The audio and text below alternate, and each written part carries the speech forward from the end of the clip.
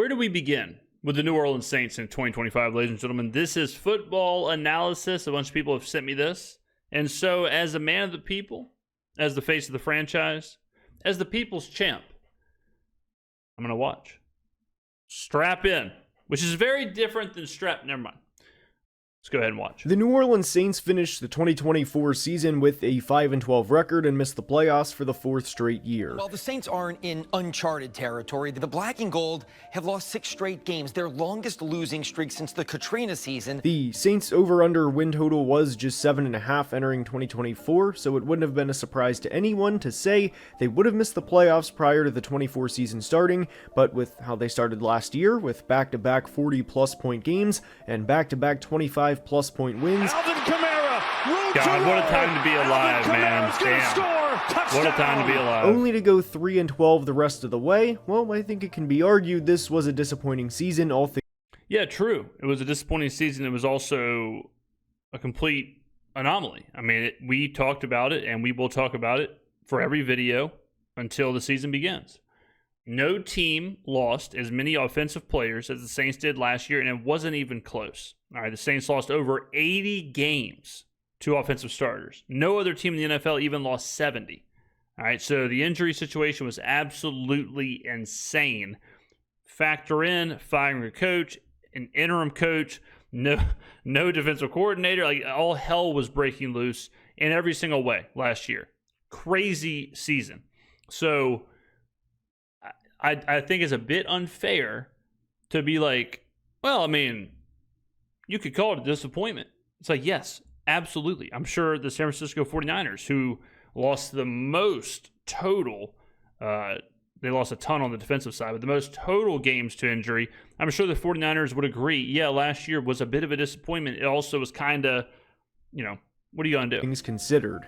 And after starting 2-0, they lost 7 straight games, and former head coach Dennis Allen was fired. See ya! They would go on to win back-to-back games with interim coach Darren Rizzi as they defeated the Falcons 20-17 in Week 10 and the Browns 35-14 in Week 11, but it was too little too late. Former starting quarterback Derek Carr also missed some time throughout the middle of the 24 season due to an oblique injury, then eventually played his last NFL game against the Giants in Week 14. Derek Carr eventually retired in May of 2025, and there was a lot that took place for the Saints this offseason. They hired a new head coach in Kellen Moore, and they also drafted a quarterback in the second round in Louisville's Tyler Shuck. And there is a lot of uncertainty surrounding the 2025 Saints, and that's why I thought the title of today's video made a tremendous amount of sense, and that's where do we start with the New Orleans Saints, and what should we expect from this year? Well, I think you have to start with the baseline of the players who missed last year who are returning this year. Because in a way, those are new players. In a way, if you're comparing 2024 and 2025, you have to kind of add them in as upgrades. You have to add in Eric McCoy as an upgrade over the Rolodex of centers we had last year. You have to add in Chris Olave and Rashid Shaheed and Brandon Cooks. You have to add in all the other, like Calvin Banks and Talise Fuaga, and you have to add in the new players first. All right, Calvin Banks is a little different because you can add them in with the draft class, and I'm sure we'll talk about that. But you have to add in the players who were not available last year due to injury. Have to do it. Now, people say, well, James, I'm concerned about Rashid Shaheed and Chris Olave because they're fragile. Fine. Just like the 49ers should absolutely be concerned with Christian McCaffrey and Brandon Ayuk because they are fragile, and they were hurt last year. Christian McCaffrey with serious Achilles injuries and lower leg issues, so much so that he had to go to a specialist in Europe. All right? Brandon Ayuk, major injury. The Rams should be concerned with Matthew Stafford's back. Brandon Ayuk's not going to be ready for the opener this year. Matt Stafford, 3 weeks before the season starting, has seen a back specialist twice, and he's 37. Those teams absolutely should be concerned with the fragility at major positions. But that concern cannot dictate the season's preview. You cannot preview the 49ers in earnest. You cannot preview them with the caveat of, well, but Christian McCaffrey and Brandon Ayuk may not be healthy, so I'm going to say 5 wins. Because you could, at that point, everything else doesn't matter. You have to have the blinders on when it comes to some of this like fragility injuries. We're going to break it all down in today's video. And before we start, if you could like the video, I would really appreciate it as it helps the channel tremendously. Now let's begin. And like we do with every NFL team preview, we are starting... Look, great haircut. Great haircut on Kellen this day. Great shirt. Love that. What is that? With who the Saints brought in and who they lost in free agency. Okay. We of course have to start with the coaching change, as the Saints are now coached by Kellen Moore, an offensive-minded coach who has coached several quarterbacks like Dak Prescott, Justin Herbert, and Super Bowl champion Jalen Hurts, to name a few. Now, one big thing that needs to be noted with the 2025 Saints, and why this is going to be a long rebuild process for them, is due in large part to money. Per both SpotTrack and Over the Cap, they have $87 million on the books in dead cap money entering 2025, which is second most in the NFL, only behind the Behind who? 49ers. And whenever you have that much money... Who's right behind them? The Eagles. Money going towards players not playing for your team, inevitably that's going to limit what you're going to be able to do. And full transparency, I do have more hope for this team in 26, but with where this roster is now, combined with how limited they were going to be entering 2025, I have very low expectations for the 2025 Saints. They have Marshawn Lattimore, Derek Carr, Ryan Ramczyk, Michael Thomas, and Jameis Winston on the books for a combined $78.5 million in...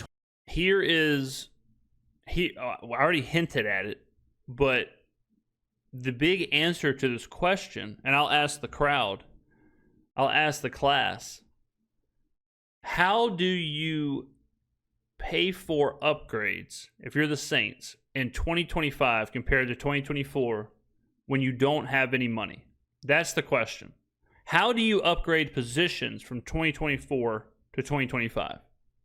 How do you do that without going out and signing a ton of players? How do you do that with low amount of money? Now, you may say the draft. That is correct. Okay, the draft is a viable option, but there's another option, there's another answer that works just as well. The players coming off of injury. So, if you're looking at 2024 and you're like, well, Saints are 5-12, well, disappointing team, whatever. Okay, how can they make themselves better from 2024 to 2025 without any money? Well, then you answered that question with the draft class, which they brought in 9 draft picks. And then you factor in all of the players that they got back from injury. That's how you do it. So the Saints, more than any team in the NFL, the Saints have more roster turnover from 2024 to 2025 as far as who will be on the field and who will actually be impacting the game. Think about that. How is that possible? That is what no one is talking about. They just say salary cap hell, whatever, this, and this. But they aren't looking that, well, actually, the Saints across the board have the most upgrades, the most change. So because of that, the whole salary cap, 2025, dead cap, it doesn't matter. It didn't impact anything. You look at the team last year, go through position by position, it is almost entirely different, especially when you factor in the coaching staff. So from the outside looking in, I could see where the 2025 dead cap and whatever looks like it's limiting the roster upgrades. But because it was such a unique circumstance, it has not. Now, this guy did mention 2026, 2027, the cap looks great because it does. The Saints are not salary cap strapped. They are not in salary cap hell this year. And they certainly aren't in 2026, and they certainly aren't in 2027. You will see a theme that not only are the Saints not what people are saying they are, they're the complete opposite. And I'm sure he's going to talk about age at some point. Not only are the Saints not an aging roster, they're one of the youngest rosters in the NFL. And when you factor in the coaching staff, they might be the youngest team in the history of the NFL, which is absolutely insane to think about. 2025. Now, I have criticized GM Mickey Loomis in the past for, well, a lot of things, but you really can't control what happened to Ryan Ramczyk and Michael Thomas in those specific situations, and I do credit the Loom for trading Marshawn Lattimore and getting something for him while he still could. Yeah. I didn't like the Derek Carr signing from the start, and he is now retired. Now, we had to preface the Saints free agency portion of the video with that because you may have wondered where all their money went, especially when you look at their roster entering the year. But the biggest signing they had this offseason was bringing back Chase Young on a 3-year deal worth up to $51 million, with 33 being guaranteed. I like this deal for both sides, and I know Chase Young hasn't lived up to who he was billed to be as the number 2 overall pick coming out of Ohio State, but to act like he is a bad player is simply wrong. Yeah, Chase Young's good, a lot of upside, 25 years old. You have to assume Brandon Staley has seen something in Chase Young that he wants for this defense to give him this contract. Chase Young's his average salary puts him at it's like the 18th edge rusher in the NFL. I mean, it's nothing crazy.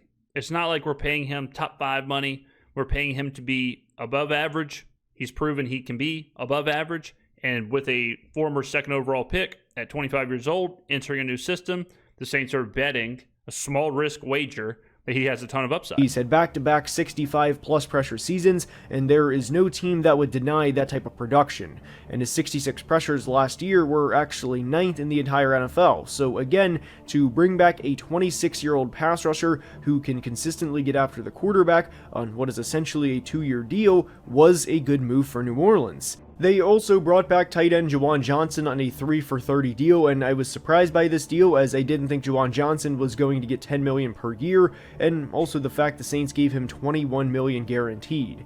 And for as much as I like the Chase Young signing, I felt the same way in the opposite direction about this is the deal where it's like, all right, show me what I'm missing. Because just like with Chase Young, you have to assume Kellen Moore has a plan for Juwan Johnson. Juwan Johnson has not played up to that contract as of now. What's the plan? Is he going to be more of a wide receiver, less of a tight end? Is then you kind of blend wide receiver money with tight end money? Okay, maybe it makes sense now. What does his production have to look like in order to justify that contract? You got to kind of wait and see. I have no reason to sit here and say Juwan Johnson was worth $30 million, but I'm not Kellen Moore. So we'll see what his plan is as far as using Juwan Johnson, but the Juwan Johnson signing. They also brought in former Chief safety Justin Reed, and I think great signing, right? I mean, this is one of the most underrated signings of the year. In his prime, from the Chiefs, in a defense where safety is probably the most important position, you go and get your guy. Now, it's even more important now that Tyrann Mathieu retired, but we can't give him credit for that. I don't think they didn't know that was happening when Justin Reed was signed, but fantastic signing. This is an upgrade for the Saints defense at a position that desperately needed it, and it's a bonus Justin Reed is from Louisiana, so I do think this was a good signing for the Saints in the grand scheme of things. They upgraded at a position of need and did not overspend in the process. Now, they also brought back 2014 first-round selection Brandon Cooks, and this is a player who's super cheap deal, doesn't matter at all. Veteran wide receiver in a young room. He's our 3rd wide receiver off of a down year. Probably get him at a discount. Production has fallen off over the past few years and has not had a 1,000-yard season since back in 2021, so I wouldn't expect too much from him, but it is fun for Saints fans who used to love Brandon Cooks now that they have him back on their team. I also really like the value of the Julian Blackmon signing too, a safety who can... Yep, another situation where Mathieu retires, you go get a young guy, fill the whole... cheap. Good signing, a lot of upside. I like it. Came over from the Colts. They lost corner Paulson Adebo to the Giants in free agency, who signed a 3-for-54. Yeah, deal's absolutely insane. $50-something million deal.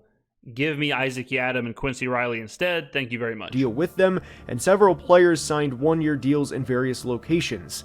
Receiver Marquez Valdes-Scantling signed a 1-year $4 million deal to go to Seattle, and former first-round pick Peyton Turner signed a 1-year deal with the Cowboys. Overall, it wasn't too busy of a free agency period for the Saints, and despite the limited capital they had, I still think they raised the floor of this team by bringing in both Justin Reed and Julian Blackmon. True. Yes. Good offseason. Great job with the coaching hires. Good job in free agency. Didn't overspend. Didn't do anything crazy. And then we haven't talked about the draft, but the draft, you do exactly what you have to do. Don't trade your picks. Don't try and move up. Just draft good players. Draft impactful players that can play immediately. They did that. They also traded for nose tackle Devon Godshaw, which was a position they desperately needed in March for a 2026 7th-round pick. Now, what should we realistically expect from the 2025 Saints defense? Well, this has the potential to be a long year for this unit, and one thing I did want to add to the players the Saints brought in or lost this offseason was the retirement of Tyrann Mathieu, and while he may not have been an All-Pro at 32 years old, that is over 1,000 snaps the Saints have to replace this year. And one of the Saints' biggest problems last year was they couldn't stop the run. They finished 30th in both defensive rushing DVOA and defensive rushing EPA per play, and what's kind of funny about that is they allowed less than 70 yards rushing in each of the first 2 games of the year last year. They put up 91 total points in those games, so they got up pretty quickly against the Panthers and Cowboys, and they didn't run the ball against the Saints. And they allowed less than 100 yards rushing in a game in just 3 of the 15 remaining games. Yeah, and as a fan or an analyst or whatever, you want to see what they did wrong in 2024. Okay, how did they try and fix it in 2025? The answer is changing the entire defensive system. So they're going from what Dennis Allen was doing to what Brandon Staley is doing. They also went and got Devon Godchaux to fill up that nose tackle position. Devon Godchaux is good, a specialist, if you will, against the run. So we'll see how it works out. But that is how they are trying to fix that. That's the immediate moves that you can point to and say, okay, this is how they're trying to fix that issue. Not only that, but they couldn't force turnovers either, as they forced just 17 in all of 2024, and they forced 5 in the first 2 games of the year alone, meaning they forced just 12 in the final 15 games, and when you can't stop the run and can't force turnovers, well, you're in for a long year. Yeah. And just because they traded for Devon Godchaux this offseason doesn't mean he is the long-term solution along the interior either. Their defensive line is pretty weak entering 2025, and it's going to be something that limits this team this year. Cameron Jordan, Godchaux, and Kalen Saunders are not awful players, but I don't think anyone would say heading into 2025 that, man, I am impressed by this trio and think they're going to do great things. That also applies to Jonathan Bullard, Nathan Shepard, Brian Brzee, and Vernon Broughton for that matter too. And the fact that your defensive line going into the year... It's amazing, and we'll see how it plays out, but just like the Cam Jordan talk or the Kalen Saunders talk or the Isaiah Foskey talk or whatever, no one's third, fourth, fifth players on a depth chart get talked about more than the Saints. We'll see how the rotation plays out, but more than likely, your defensive line is going to be Bullard, Godchaux, and Brzee. More than likely is how it's probably going to shape up with Granderson and Young in that edge position. Is what, at best, a work in progress? Well, it's coming off of a year in which you were bottom 3 in the NFL in stopping the run, and you also brought in Brandon Staley to be the team's defensive coordinator, who is notoriously known as a coach who does not defend the run well. Well, simply put, I have a lot of questions about how the Saints are going to stop the run this year. Now, I mentioned Brian Brzee during that part, and I like the idea of Brian Brzee as a pass-rushing defensive tackle, but there's times where he gets flushed out in the run game and consistently, and I think he can be a liability in run defense, and that's no doubt. He has been horrible in run defense in his career. This is one of the wait-and-see moments where, with Brzee, he was not your traditional 4-3 defensive tackle, but that's not what he's going to be doing. So you do have to throw some of that out and say, all right, well, question mark, we will see. But to label it as the same, to say, well, he's been bad against the run, thus he will be bad against the run in this new system, I think is unfair. When you have as much change as the Saints do, you do have to kind of have a wait-and-see approach with some of this stuff. Putting it mildly. I do like their linebackers quite a bit in Pete Werner and Demario Davis, and even their edge rushers in Carl Granderson and Chase Young, and each Granderson and Young actually had 60-plus pressures last year, but they can't be everywhere all the time, and even Saints fans would acknowledge that there were certainly long patches of games where Chase Young would disappear. Yeah. Demario Davis is 36 years old, so there is a really good chance 2025 is his last year.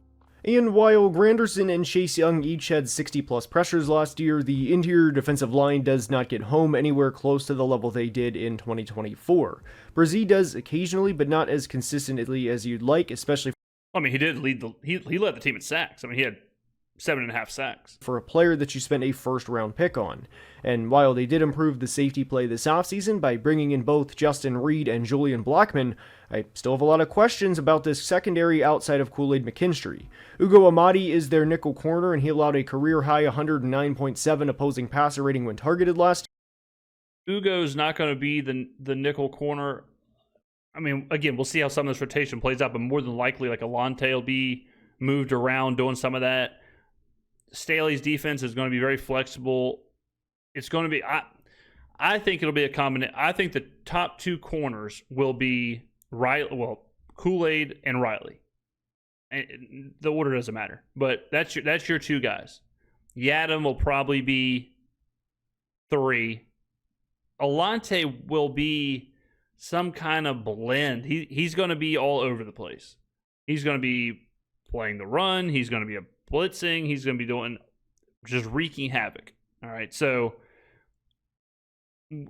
all we can do right now is try and project some of these rotations and who's getting reps where. But yeah, I mean, you know, we have an idea of how it's going to look with Staley, but you just don't know. You just do not know who's going to be asked to do what and how they're going to perform in their new roles. Here, and Lifetime has an opposing passer rating allowed of 102.7 when targeted.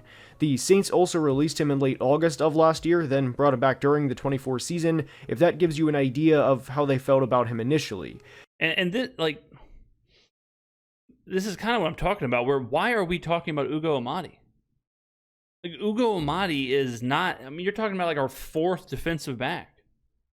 He is not going to change for better or for worse how this team is this season. And this is unfortunate for Alante Taylor, who has been good at points in his career in the slot. But the Saints kicked him outside last year, and whenever Alante Taylor was forced to play outside, his numbers dropped significantly.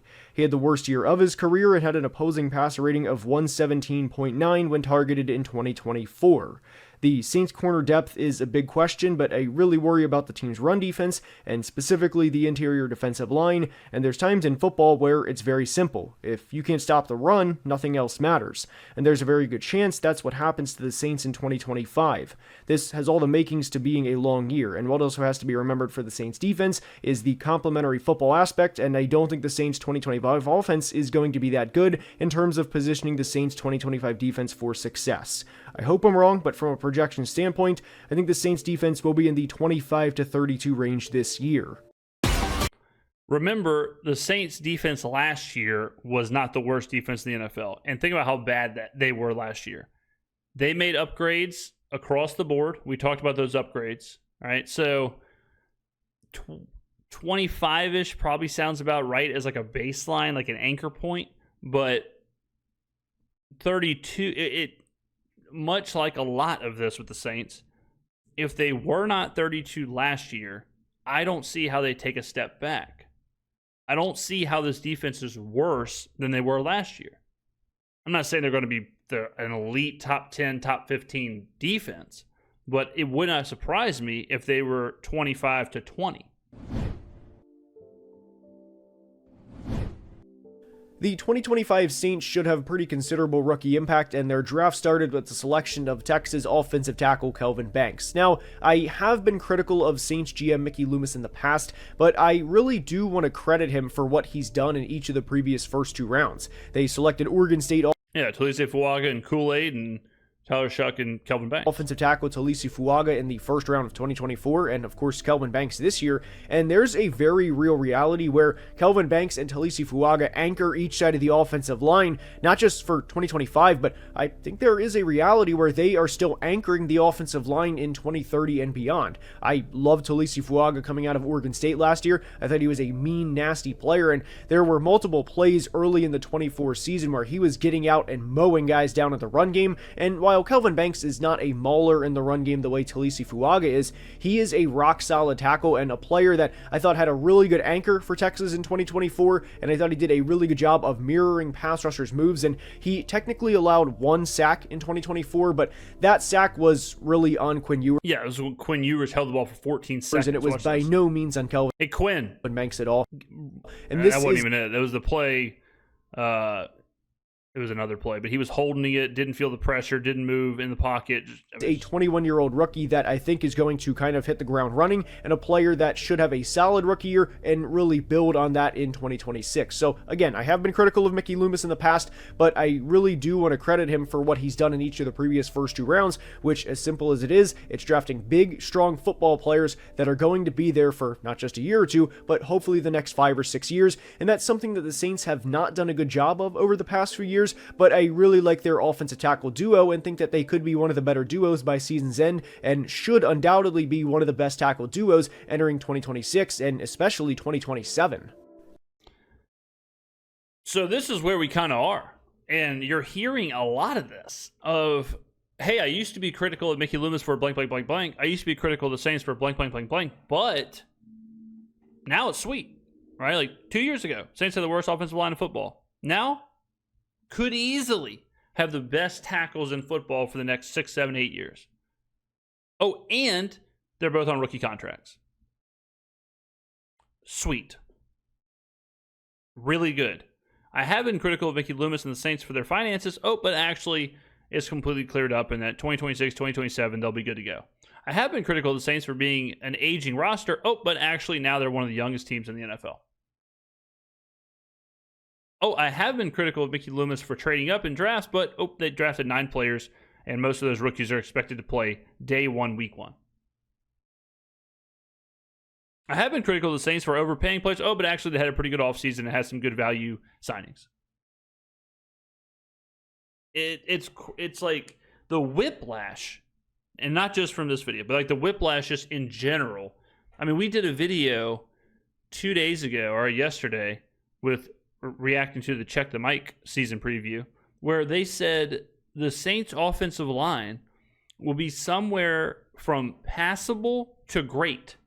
And it's like, what's even happening? How am I supposed to get a read on what's going on at all? Now, we did give the 25 Saints draft class a B+ draft grade whenever draft grades were initially released, as I really liked what they did. Sounds about right. I think I gave him a B+ as well. Sounds good. On day 1 of the 25 draft, I think they have a future. I mean, you look at this draft is nuts. Kelvin Banks, Tyler Shuck, Vernon Broughton, Jonas Sanker, Danny Stutzman, Quincy Riley, Devin Neal, Maliki Mataveo, and Fadil Diggs. We don't know anything about Vernon Broughton right now. We don't know anything about Maliki Mataveo right now. We don't even really know much about Devin Neal right now. But from what we've heard so far, Fadil Diggs, Quincy Riley, Danny Stutzman, Jonas Sanker, Tyler Shuck, Kelvin Banks. Damn. Franchise left tackle, and I actually really like several players, not just one, but several players that they selected on day 3, but I thought there was a lot to be desired for on day 2 of the draft. They have a top 40 selection, and they selected a 26-year-old quarterback, and I kind of question, what is Tyler Shuck's ceiling going to be? No doubt. We questioned this at the time of the draft. We questioned it for weeks after. This is another prove me wrong. This is another I'm not Kellen Moore. Yeah. When I was sitting at Gianna, when this pick came through, limoncelloed out of my mind, absolutely engulfing and engorging myself on pasta and tiramisu. Yeah, I was hoping we were going to get, Will Johnson or Jack Betch or Jack Beck or whoever, like whoever's there. And we get Tyler Shuck. And it's like, well, hold on a second. Did we just draft Spencer Rattler? Like, this seems like the same kind of player. What's the plan here? Is he supposed to start right away? He kind of needs to. There's some issues. There's some concerns. Those concerns go bye-bye if Tyler Shuck is Dak Prescott. I almost said Tyler Shaq Prescott. If Tyler Shuck is Dak Prescott or Jalen Hurts or one of these late-round quarterbacks who ends up being good immediately. If Tyler Shuck is Russell Wilson, whatever. I'm not saying like they play the same, but I'm talking about like a quarterback drafted late who becomes a franchise guy immediately. Whatever. People don't care that the Ravens passed on Lamar Jackson to take Hayden Hurst because Lamar Jackson is Lamar Jackson. Whatever. You could have walked up to the podium during that Hayden Hurst pick and, made animal noises into the microphone and walked back. Not even got a player. Who cares? Because we ended up with Lamar Jackson. So if Tyler Shuck is good, if Tyler Shuck ends up being good, no one's going to care that we passed up on name your player in the second round. Now, if he is bad, or if he doesn't play, or if he gets beat out by Spencer Rattler and we don't see him and whatever happens, yes, absolutely, then you can have the conversation of, damn, we just absolutely whiffed on the 40th overall pick. And teams go through that every single year. The 49ers, hey man, wouldn't you have liked to have a player that contributed instead of trading all that for Trey Lance? Hey, wouldn't y'all, or the Bears, wouldn't y'all like to have Patrick Mahomes instead of Mitchell Trubisky? Happens all the time, right? And that's part of the draft. But I'm much happier with the riddle we have with Tyler Shuck than if we would have taken Jackson Dart at 9 or Shador Sanders at 9 or Tyler Shuck at 9 and we didn't have Kelvin Banks. And all of a sudden we're like, damn, we took this guy top 10. He's got to play. With this team, because right now the reality, at least for me entering 2025, is you look at this team, you look at the players on this team, and they're not very good. And I don't think Tyler Shuck is going to be a floor raiser where he's going to come in and throw 25 touchdowns as a rookie and have this team go from a 3 or 4 win season to a 7 or 8 win team that we can legitimately. This is the part that I disagree with. If you look at the Saints offense and you look at the pieces around Tyler Shuck, I would argue it is good. I would argue Alvin Kamara, Chris Olave, Rashid Shaheed, Brandon Cooks, Jawan Johnson, Kelvin Banks, Trevor Penning, Eric McCoy, Cesar Ruiz, Talise Fuaga. I would argue that's pretty damn good. You're kind of chilling. Any team is feeling pretty good about that. Any team is feeling good with that, with those players. It's not the best offense in the NFL, but I certainly don't think you can look at that group of players and say, this is bad, or this isn't good, right? So I push back on that a little bit. I think those players, as a whole, are average to above average. Build around Tyler Shuck, especially with a loaded 2026 quarterback class. There were a lot better players on the board at their respective position, and I don't think Tyler Shuck is going to be a dart throw at pick 40 that is going to prove to work out for this team. And there's also rumors right now coming out of Saints camp that Spencer Rattler is clear and away the quarterback 1, so I think in a lot of ways there's a reality where they burned a top 40 pick on a not even developmental quarterback because he's already 26 years old, or will be 26 years old late in the 25 season. So whenever you are selecting a quarterback that was born in the 1900s in the year 2025, I think you have to be pretty certain about who the player is, and I don't really like the value for where the Saints selected him at pick 40 relative to his role for this team in 25. I mean, look, it's a risky pick. Red flags all over the place, age, injury concerns, got to play now, Kellen Moore, if there's anyone that can make this pick, it's Kellen Moore. If it doesn't work out, it is what it is. But similar to some of these other picks, you got to wait and see. You got to wait and see, does Shuck develop? Does he turn into something? Do we get the value out of him? Because if we do, all this is kind of moot. But to straight up say, this won't work, I think it's a disservice when you're previewing these teams, just like with Cam Ward. I don't care what you think about Cam Ward. But to say, well, the Titans are going to suck because Cam Ward sucks. It's like, well, we don't know if he sucks. We don't know anything about Cam Ward. He might be really good. I don't know. With a totally unknown player, you have to wait and see. But to anoint someone or dismiss someone before they take a snap, it's controversial yet brave. And beyond. My biggest thing with Tyler Shuck being selected at number 40 overall, which is a player that I had at player 81 on my big board, is kind of this infinity IQ. Did we draft him so that we can ensure that we have a top 3 or 4 selection in the 2026 draft? Because if that is anybody's thought process, that's a really, really bad thought process, because there's a lot better players that you can have contribute for your football. Thank you. I was about to lose my mind just now. I almost had a conundrum. I almost snapped. And I started to see red.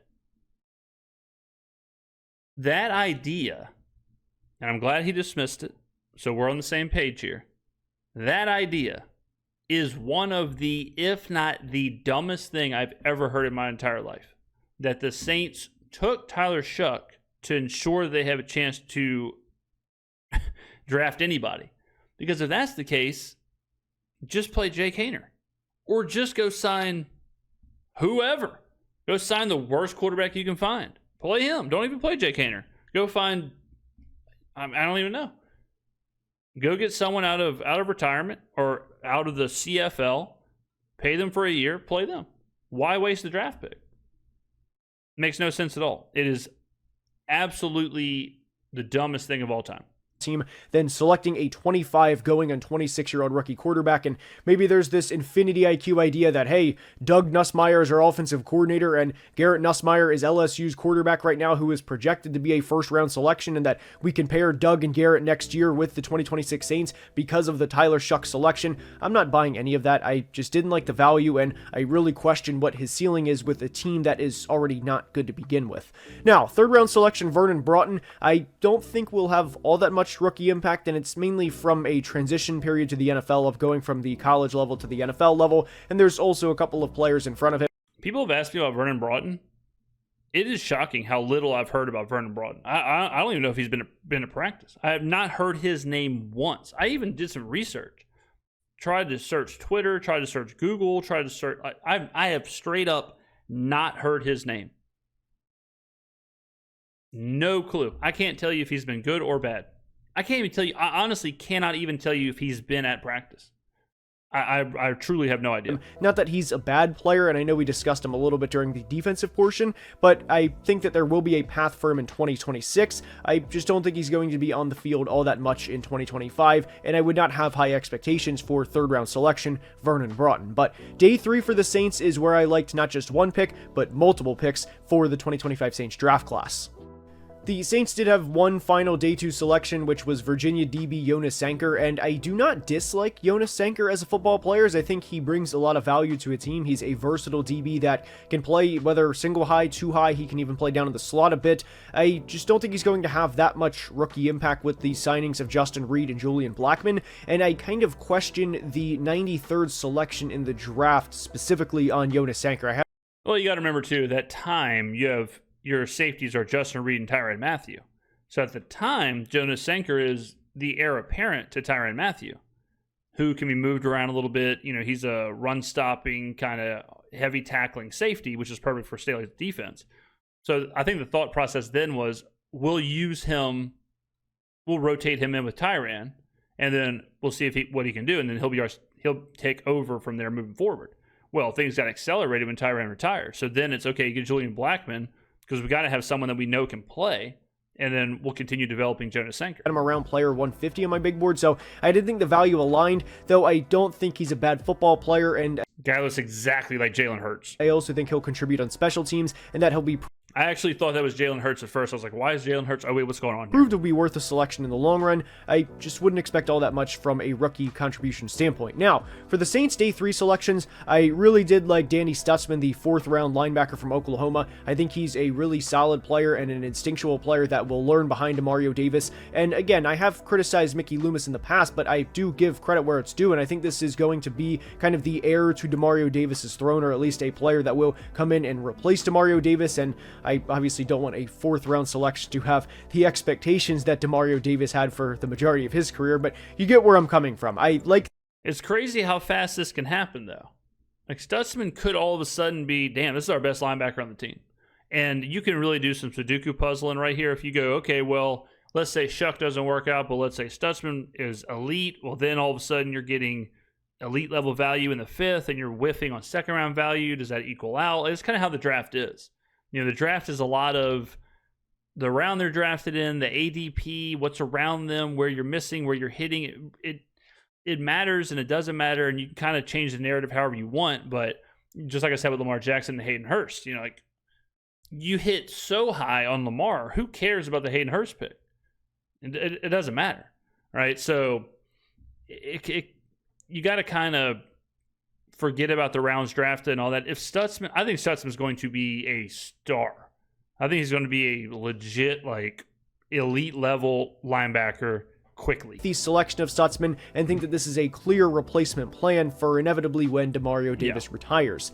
I did like the selection of Quincy Riley as well, as I think he's a feisty DB from Louisville, and anytime you can have a feisty DB late on day 3 that's going to bring the energy and really bring that fight back in the secondary for a team that I think could use the energy and fight from a player like Quincy Riley that will also have meaningful and contributive snaps over the course of his rookie contract. Again, like that selection. Yeah, Riley's already proving to be good. He's already doing well in Saints training camp right now. He's he's an NFL level defensive back that the Saints got late, and that is hard to find.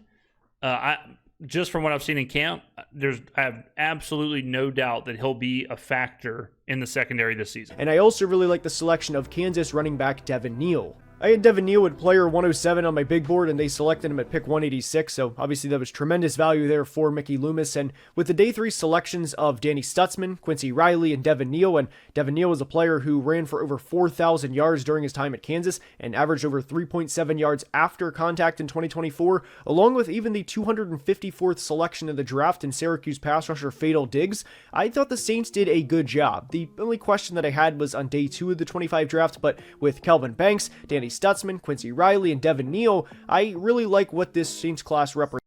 Draft class is insane. And we'll see how it all plays out, but this has the makings of like an all-time draft class. And where I think they will be in 2026. I just question how much true rookie impact they'll have, mainly because of guys ahead of them on the depth chart. But overall, for what this draft class represents in 2026 and beyond, I thought the Saints did a really good job throughout the 2025 draft. There needs to be a lot of context around the 2025 Saints offense because I don't think it's as simple as Spencer Rattler's probably not going to be good. Tyler Shuck was selected in the second round of a quarterback class that was already not very good and a draft class that wasn't very good. So therefore, the 2025 Saints season is over. They're going to win 3 games and we're on to 2026. I don't think it is as simple as that. And with Spencer Rattler specifically, he was not in a position to succeed last year from a situation standpoint, whether it was his offensive line. Yeah, a lot of people keep throwing out the winless situation. I don't think that's even. It's just such a lazy way of like determining how good Spencer Rattler was. Does it matter that the 2-point conversion, like if that play changes against Washington, which is a 50-50 play, should that completely change the outlook of how Spencer Rattler's rookie season was? I say no. Whether that pass was incomplete or caught, it's one play. It's a play from it's a goal line play with no time on the clock. That should not define how you view his season because it is either 1-5 or 0-6. I don't think because Michael Penix has 1 win and Spencer Rattler has 0, Michael Penix has shown infinitely better performance his rookie year. I just don't think the win-loss is that big of a deal. You also have to look at how many games was Spencer Rattler even put in the position to win. His running back was Jordan Mims. His offensive linemen were being rotated. They were just people hanging out on the sideline. Like he was not in the spot to win these games and almost won some of these games. I think Spencer Rattler performed above what he should have performed at because of how bad the situation was. First year OC. He's a rookie, 5th rounder. Starts off as 3rd on the depth chart, which means he's not getting reps. Then he gets thrown in because Derek Carr gets hurt. Oh, bad news. Everyone else got hurt. His wide receivers are worse than the wide receivers in the SEC. His wide receivers at that time were MVS and Dante Pettis and, just nobody. Kevin Austin Jr. and Mason Tipton and Bub Means and some of those guys got hurt as offensive linemen. He has different offensive linemen every week. Some of those guys weren't even on the team.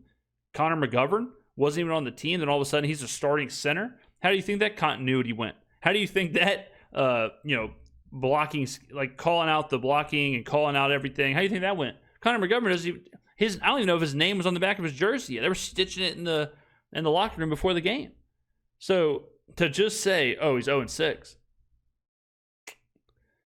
I don't think that tells the whole story. Because the offensive line wasn't fully healthy, whether it was the receivers, not being very good, or... Similarly, when you look at the Saints 2024 and say, oh, well, look, they only averaged however many points a game, or they only averaged however many passing yards a game. It's like, yeah, I would assume half the players are practice squad players who are playing somewhere else now.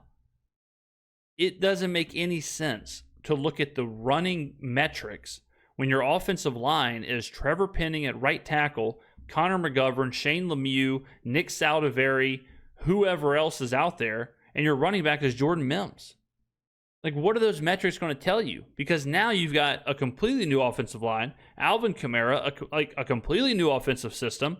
So to look at what happened last year and to try and anchor 2025 expectations off of that It makes no sense. With Spencer himself making bad decisions. And I think all of those things can be true. I know people at times want to place it specifically on the offensive line or specifically on the play caller or whatever the case may be, right? But some of the mistakes Spencer made last year had nothing to do with whether his receiver was Jerry Rice or whoever he was throwing to. They were rookie mistakes and they were bad decisions.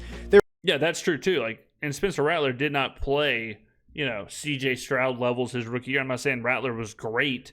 I'm just saying that, yeah, he was a rookie playing like a rookie in a horrific situation.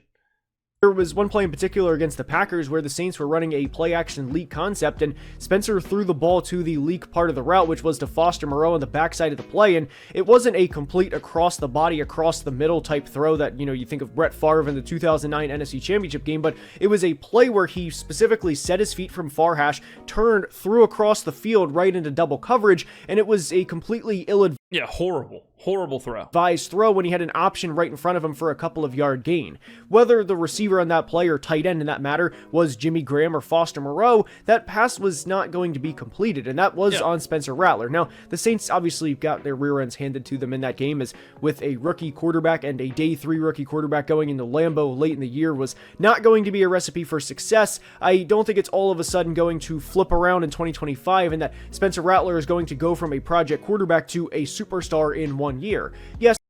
True. I don't think he'll be a superstar this year either. But you do have to factor in what will boost his play. And you look at, now he's got Alvin Kamara, Chris Olave, Rashid Shaheed, Kellen Moore as a head coach. He's got one of the best young offensive lines in the NFL. All of a sudden, that certainly could buoy him up a little bit. That certainly could help him out, and also, just a year of development. But and that's where we keep running into this, where I am not saying these guys are going to be MVPs or win 10 games or Hall of Famers. All I'm saying is that looking at last year, there is no choice but to admit and accept that the Saints are better in 2025. And if they are better than they were last year, they cannot be considered the worst team in the NFL. They cannot be considered a 1 or 2 win team. The math doesn't math. That line of thinking can't exist. The only way you can think they're a 1 or a 2 win team is if you think they're worse than they were last year. And how can they be worse than they were last year? What is the answer? That is the question that I have yet to see answered. Is what would be the reason that the Saints got worse this year than last year? How does that play out? Because that's how you find your answer of the 1 and 2 win season, is find me the way that they get worse this year from last year. And when you look at this and you look at what he said in this video, he has told you the 9 draft picks were pretty good. He has told you Justin Reed and Julian Blackmon make this team better. He's told you the position groups and the upgrades and all that stuff has happened. He has told you this team is better in 2025 than 2024. So it's not just me. Anyone should be able to look at the roster in 2025 versus 2024 and say, yes, no doubt about it, that 2025 team is markedly better. Across the board, I've heard that. 100% across the board. I've heard everyone say this team is better, the draft class is good, the signings have been good, they're playing well, Kellen Moore's good, whatever. I've heard that. But then when it's married with 1, 2, 3 wins, that's where I start scratching my head. During his rookie season, but I have a lot of questions pertaining to the 2025 Saints, and again, it doesn't have a lot to do with Spencer Rattler, more so the supporting cast around him, and that's going to be an unfortunate thing that follows the 2025 Saints is a 30-year-old Alvin Kamara, and specifically the receiving core outside of Chris Olave.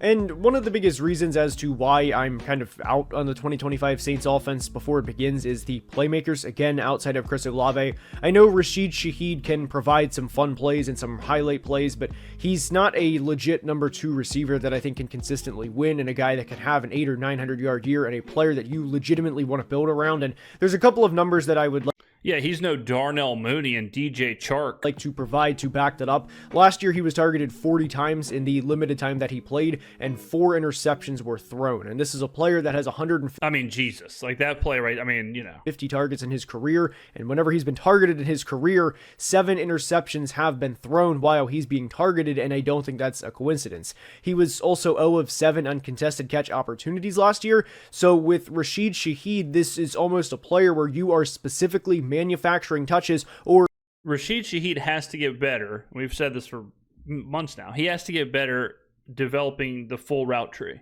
For sure. He's wide open on a deep ball, because if there's a contested catch, statistically speaking, he is probably not going to win that said contested catch opportunity.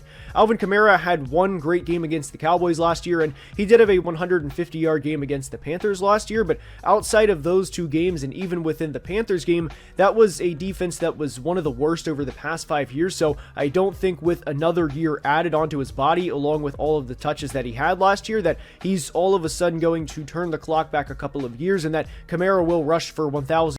Think about how bad the Saints were last year. Think about how bad that offensive line is. Think about the fact that the defense is staring at Spencer Rattler saying, yeah, let's just stack the box. Think about that Alvin missed 3 games.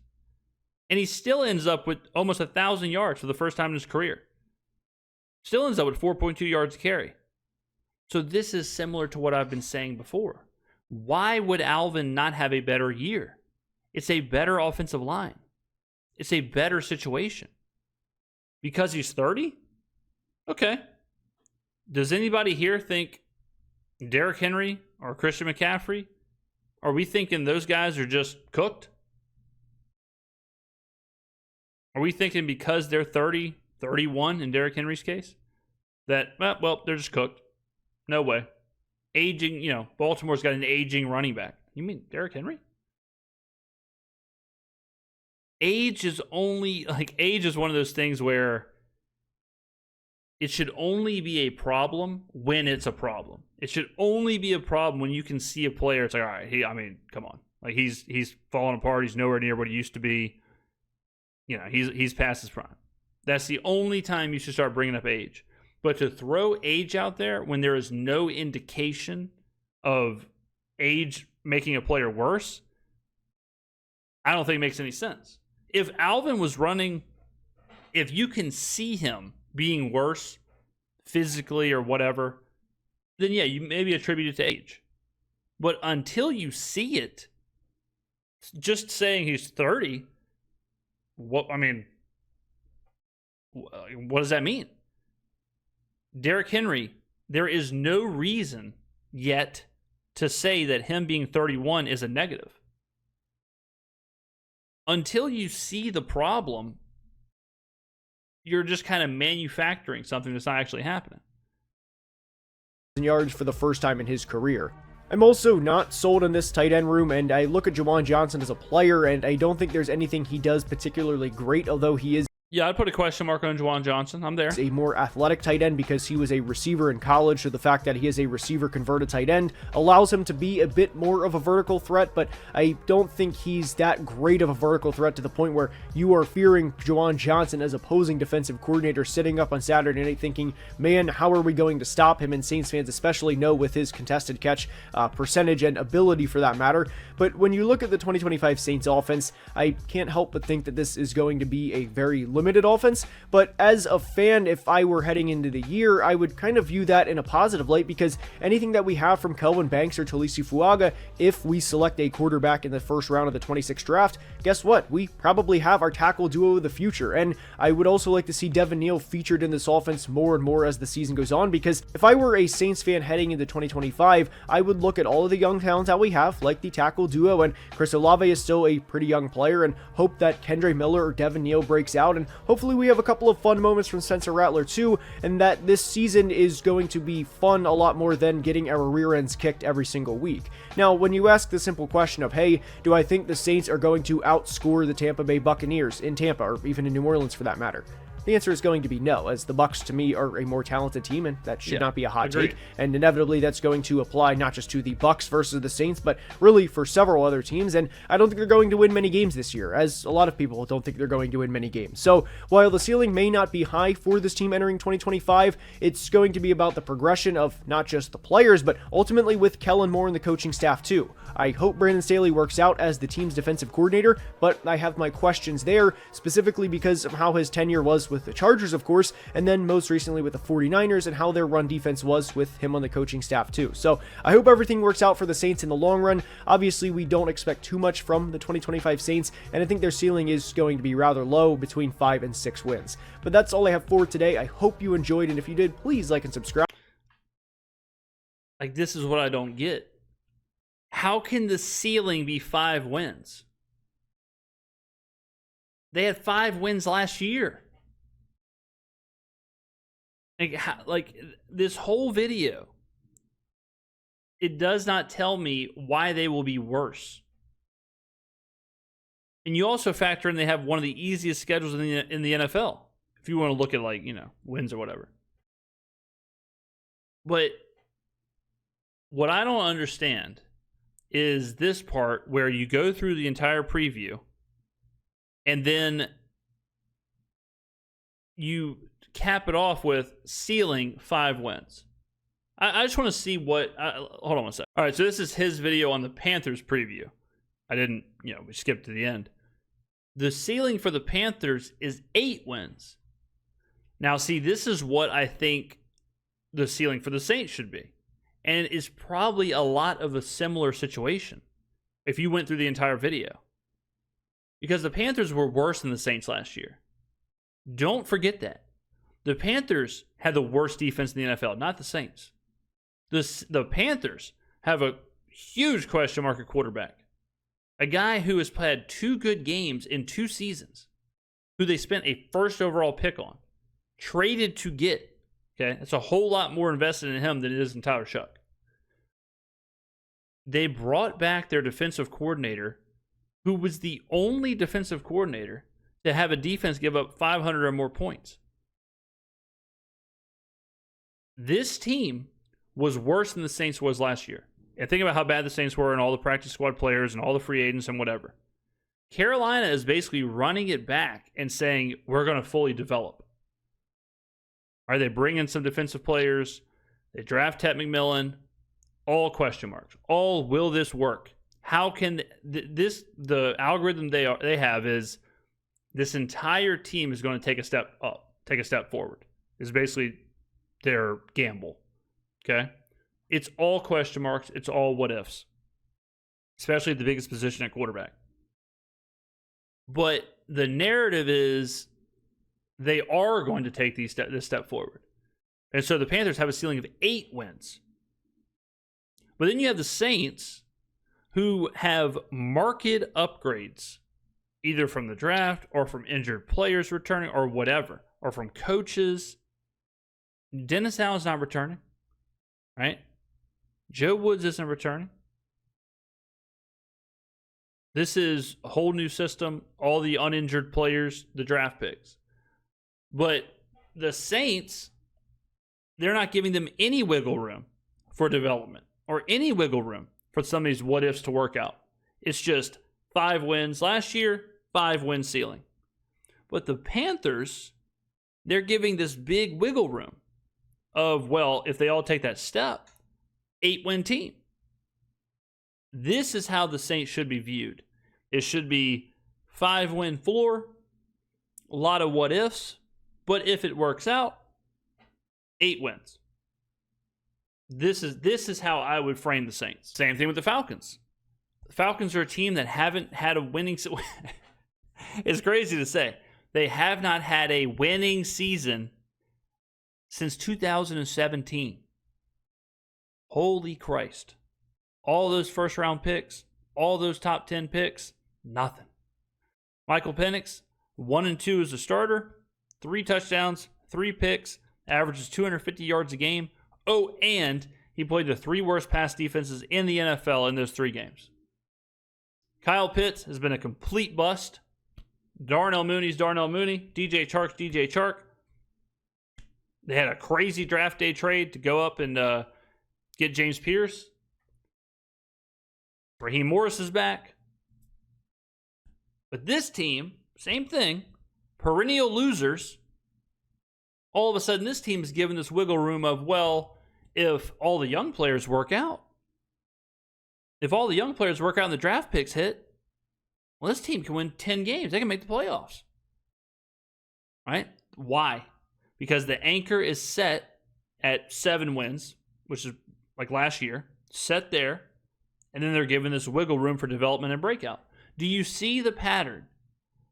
Anchor set at the previous season for the Panthers and the Falcons, and then 3-ish games of wiggle room. But the Saints don't get that. The Saints get anchor set at the previous season, which is 5 wins. No room for development or any of those what-if players to work out. That, to me, I'm not totally sure why. And that seems to be the breakdown in a lot of the previews for the Saints. It's like, all right, anchored at 5, and then 40 minutes of, well, they got better here, they're good here, they're young here, the salary cap's cleared out here, Kellen Moore's a good coach here. I guess 5. It's like, wait a minute, what? Just like the Bears. I'm sure if he did a Bears preview, he has not done a Bears video yet, but he did do a Raiders video. Similar situation, right? Really bad team last year, a lot of upgrades, a lot of what ifs. And I guarantee you, we see the same thing where you're going to see this giant wiggle room. And he's going to do with the Raiders exactly what he did with the Falcons. Watch. Let's see. Wild card loss. This team won 4 games last year. This is like a +6 or +7 in wins. All right? But, and the Raiders, I like the Raiders too. They're a little bit more of a known, like the upgrades are way more known. Like Geno Smith is way more of a known upgrade than Bryce Young or Michael Penix or Tyler Shuck or Spencer Rattler. Pete Carroll, much more of a known upgrade. Totally get that. I like the Raiders too this year, but you can see what's going on here. You can see the pattern. And for the Saints, that pattern doesn't exist. All right, guys, super long video. Thank you very much for watching. I appreciate it. Get on down in the comments below. Remember, 3 o'clock Sunday, Saints' first preseason game. We're streaming the whole damn game live on the channel. You can watch it 3 different ways: Twitch, Twitter, and YouTube. It's a multi-stream, so you're not missing anything. They're all the same. All the chats are combined. So if you're on Twitch and you're in chat, same chat that's on YouTube, same chat that's on Twitter. Can't show the video or audio of the game, NFL copyright, but we will, have the box score up, and I'll be talking and watching it in real time and commentating and stuff like that. So be here on Sunday. Madden content coming out soon. Madden just launched. NCAA content still happening over on the gaming channel. Ladies and gentlemen, thank you very much for watching. I will see you in the next video.